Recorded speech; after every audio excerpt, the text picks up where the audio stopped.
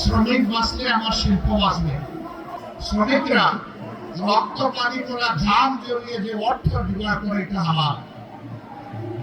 সুতরাং তাদের গায়ের ঘামটা আমার কাছে আতরের মতো। শ্রমিক বন এবং গৃহকর্মীদের উদ্দেশ্যে আমি একটা কথা বলতে চাই, আমাদের প্রতিপক্ষ আমাদের বিরুদ্ধে অপবাদ ছড়ায়, জামাতে ইসলামী ক্ষমতায় গেলে মহিলাদের আর কোনো কাজ করতে দেবে না, ঘর থেকে বের হতে দেবে না। আমরা আমাদের এই বোনদেরকে নিশ্চয়তা দিচ্ছি, তারা তাদের যোগ্যতা এবং পছন্দ অনুযায়ী কর্মক্ষেত্রে কাজ করবেন। এখন তাদের কোনো সম্মান নাই, তাদের কোনো মর্যাদা নাই এবং তাদের কোনো নিরাপত্তা নাই। সেই রাষ্ট্রে ইনশাআল্লাহ তাদের মর্যাদা আমরা কায়েম করব, তাদের নিরাপত্তা নিশ্চিত করা হবে ইনশাআল্লাহ।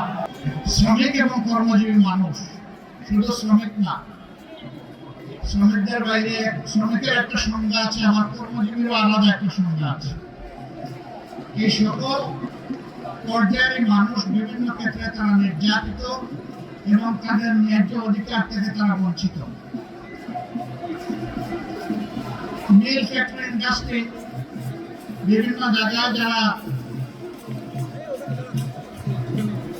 উদ্যোক্তা, তারা বিভিন্নভাবে তাদের সহকর্মী শ্রমিক এবং কর্মচারীদেরকে তারা উপযুক্ত মূল্যায়ন করেন না, তাদের শ্রমের মর্যাদা দেন না, কর্ম পরিবেশ নিশ্চিত করেন না। এটি হচ্ছে বাস্তবতা। আবার আরেকটা বাস্তবতা আছে, তারা যেমন নির্যাতন করেন শ্রমিকদের উপর, আবার তারা নির্যাতিত হন চাঁদাবাজদের হাতে। চাঁদাবাজরা বিভিন্নভাবে তাদের কাছে হাজির হয়, বিভিন্ন রূপ নিয়ে হাজির হয়, বিভিন্ন দিবস পালনের জন্য হাজির হয়, এমনকি আজকে দিবসটি পালন করার জন্য বিভিন্ন জায়গায় হাজির হয়েছে। এই দ্বন্দ্ব কতদিন চলবে? আমরা চাই না এই দ্বন্দ্ব চলুক। আমরা চাই মালিক পক্ষ এটা বুঝবে, শ্রমিক বাঁচলে আমার শিল্প বাঁচবে, আমার ব্যবসা বাঁচবে। শ্রমিক যদি না বাঁচে আমার ব্যবসা এবং শিল্প বাঁচবে না। শ্রমিকদের প্রতি আমার একটু ভালোবাসা, অন্যরকম অনুভূতি আছে।